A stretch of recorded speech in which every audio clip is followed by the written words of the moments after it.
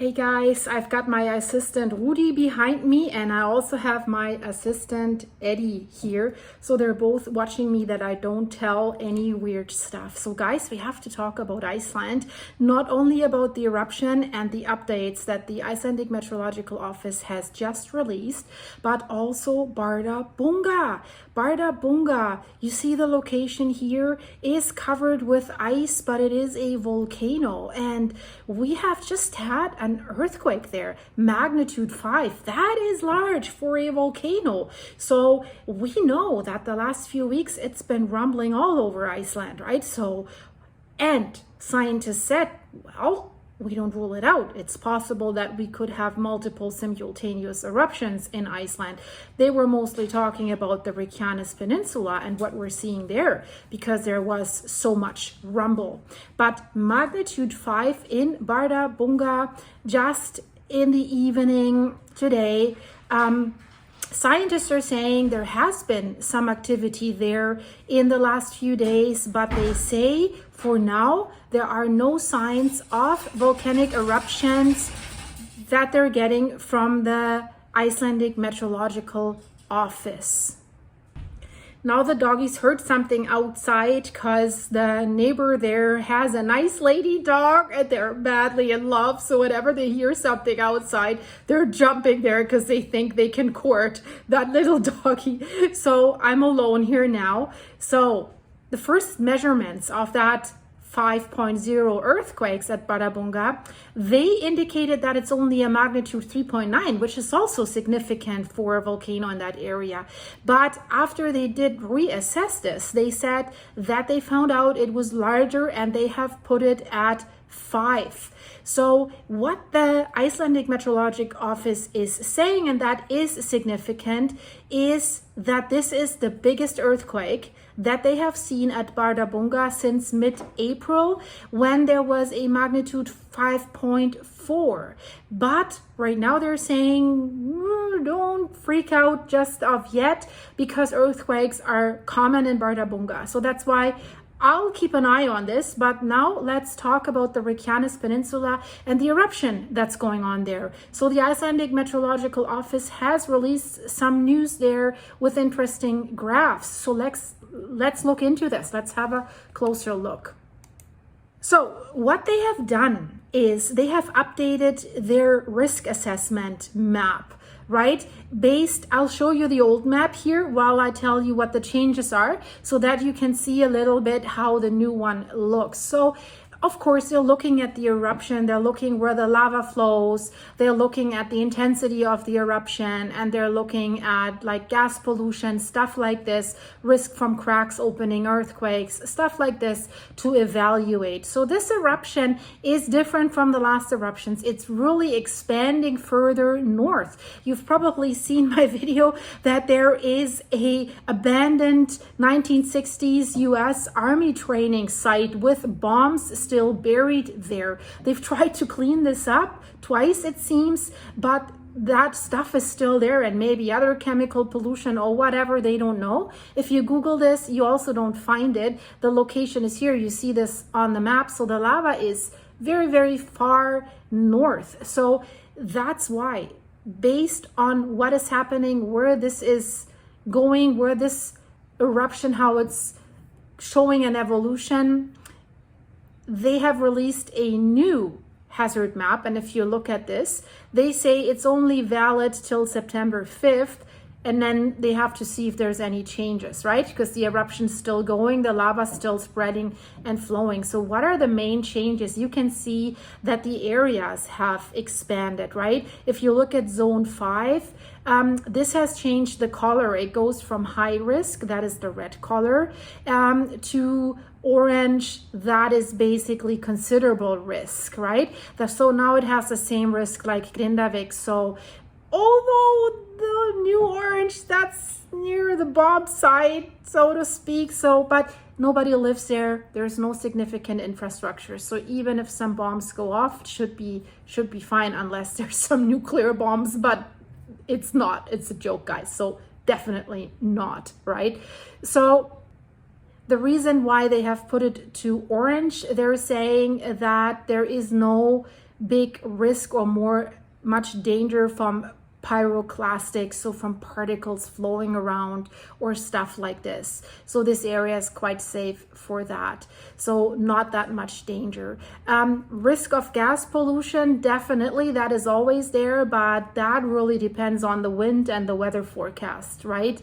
But for now, for this area, the forecast is okay. So it seems there is no gas pollution, but they don't want people to walk there anyways, right?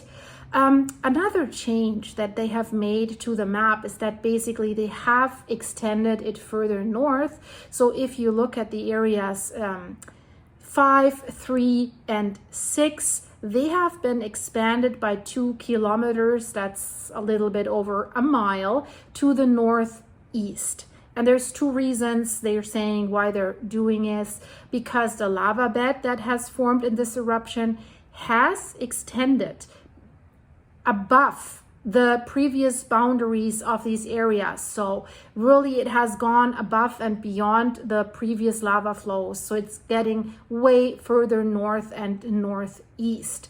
The second reason is they have to take into account that the magma tunnel that has formed in that area, that 15-kilometer long magma tunnel, extends already further to the northeast than this zone 3 previously did.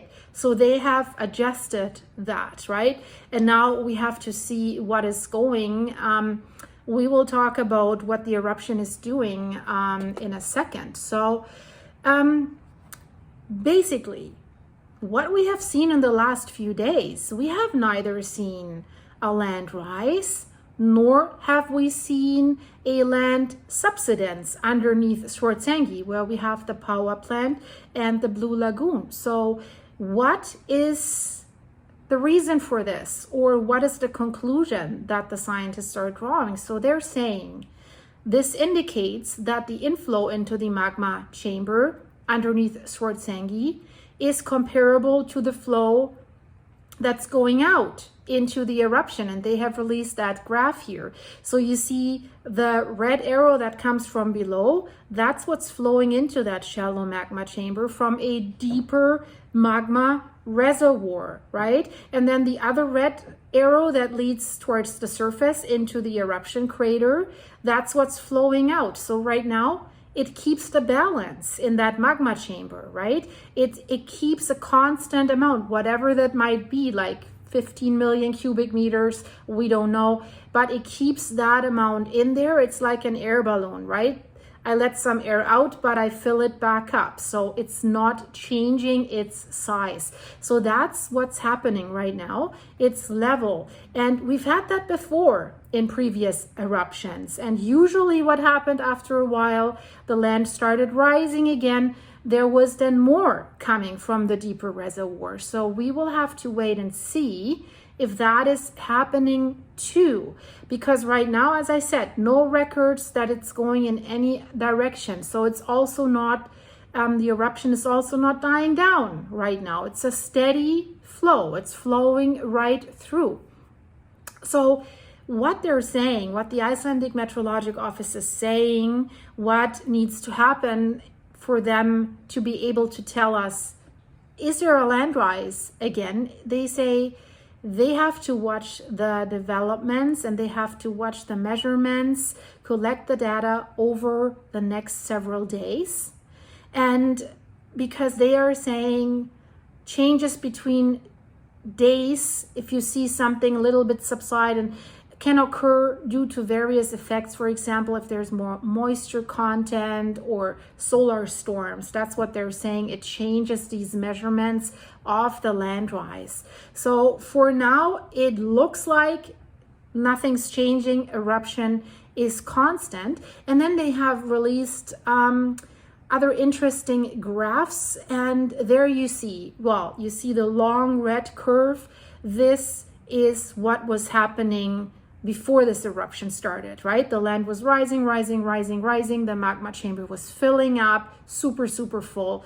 And so they're looking at these measurements from the north, from the east, and like the real up in millimeters. And then you see on the right that vertical red line, that's the point when the eruption started. And of course it was subsiding because a lot of magma was flowing out right away. Oh, my assistant's there again, but he is sleeping, so there's not much going on with him. I always say, is this so boring? I hope not for you guys. Stay with me till the end.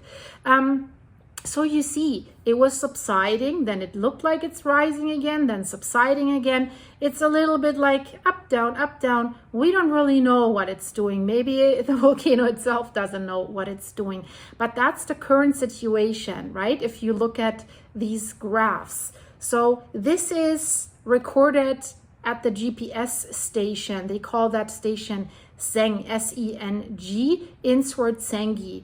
And so you see this from northeast and vertical. And especially if you look at the bottom curve, right, the one here, it shows the vertical movement in millimeters. So there you go, in millimeters until September 3rd. It's been going down, a little bit up, then going down. And now where that blue dot is, it's very tiny, but that's our current status quo. And from there, we have to wait the next few days what's going to happen. What is going on at the fissure, at the craters? So we have 2 eruption fissures open right now that are still spilling the lava out. We know this has been beginning on August 22nd. We've got September 3rd, so it's also a longer eruption. Didn't die down after a few days. So, of course, since the eruption began, it always begins super powerful and then it dies off pretty quickly within the first 2 days.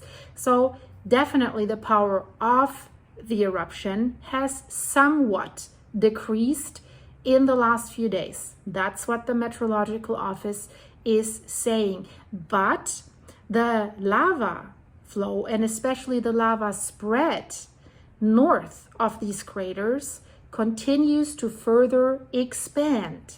And this lava carpet is already very, very large, probably like 14 square kilometers or something like this, way larger than previous eruption.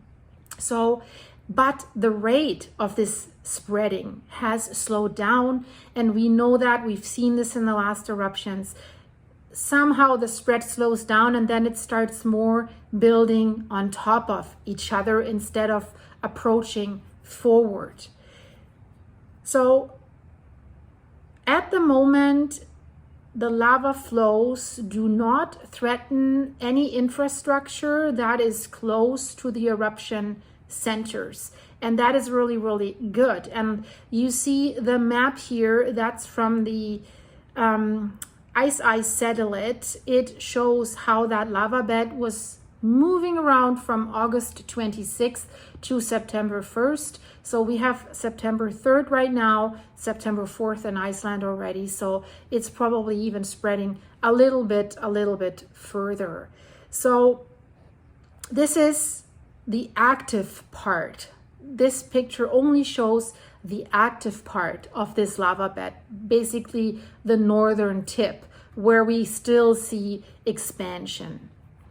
What about the earthquake activity at that Suknutka crater series in this area where we always see the eruptions? It was a little bit unusual because the earthquakes kept still happening, although the eruption had already started, right? Usually, if the eruption starts, the earthquakes slow down pretty quickly. So it seems that now, and we have a steady flow, right? Should be more quiet. The highway is there. The earthquake activity that was happening around this eruption site and that Sutnuka crater series has decreased now considerably in the last few days. And most of the small earthquakes that they still measure are in the north of the fissure that was active at the beginning of the eruption. So there we still see earthquakes. There's still magma flowing. There's still something happening, right? Magma's still coming out. So this is basically what they can tell us, what's their latest update so far. So guys, this eruption, I would say it's kind of a best case scenario what you could have expected, especially since the magma chamber was so extremely full. They were expecting a bigger eruption, and they were originally expecting that it would move further south, threatening Grindavik significantly, and also the Svartsengi power plant and the Blue Lagoon. So this is actually an ideal scenario for now, because it's flowing in areas where it's not critical, and we just hope that it remains like this. And I keep an eye on this, guys. Check out the latest Campi Flegrei videos. What's going on there? We're right into the next earthquake swarm after we've seen an earthquake at Vesuvius, now Campi Flegrei again. And this is an interesting video that shows you how the two might trigger each other. Will they trigger each other? I'll explain it in this video, guys. So, hey, thanks for joining my membership. And now I have my first silver level member, which is awesome. And I hope more of you come and join my channel as a member, where we can have exclusive videos just for you guys. And I'll want to do exclusive lives with you there. And join my channel. You support the channel with that. And then, of course, join my Buy Me a Coffee site. It's for free. Of course, you can support the channel there as well. We appreciate that. Thank you, guys. And the supers here, you guys are wonderful. So let's stay connected, guys. Until the next one, stay safe. Thank you. Bye-bye. Oh, the links are in the description of this video. There's a join link to the channel membership and to my Buy Me a Coffee site, guys. Leave this video a like if you're new here. Hey, join us, subscribe. I'd love to see you again. Now the camera's shaking because I'm putting my arms on the table, so I better get out of here. And today was zebra day, I think, if you look at my shirt and if you look at that guy. So I'm not the lady with the fridge today because I'm still downtown Vancouver, still so much stuff to do. I'm the zebra lady today. I see you guys. Bye-bye.